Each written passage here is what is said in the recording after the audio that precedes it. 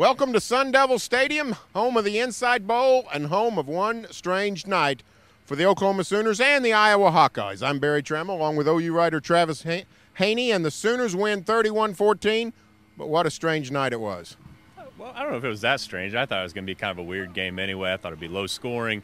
That's pretty much what we had a couple of late touchdowns. Iowa didn't even get on the board until the fourth quarter. So, you know, I didn't think either offense would really get going, and I think that's pretty much what you saw. Blake Bell is the offensive MVP. If you want to talk about something strange, if I told you that, Barry, in August, what would you have said? I mean, that's nutty that Landry Jones would be healthy and Blake Bell would be the bowl MVP here in Phoenix. Well, it's he scores 3 touchdowns. The Belldozer, really the most efficient offensive threat for the Sooners tonight. Landry Jones throws for 161 yards, has a tough interception, but ends his touchdown drought.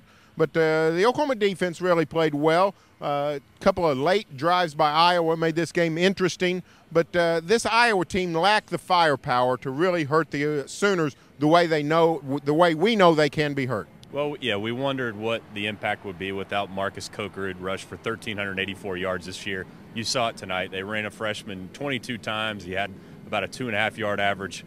That wasn't going to get it done. We'd seen what the Sooners could do against run-oriented teams, Kansas State, Texas probably to some extent. They really shut those kinds of teams down. Barry, as you alluded to, Baylor, Texas Tech, even Oklahoma State, even though they didn't throw, those were the kinds of teams that gave the Sooners fits on defense. This was a good matchup, and it played out just kind of the way we thought. Early interception, big for Jamel Fleming, setting up that first touchdown. So I felt like the whole night played out almost like you could have scripted it.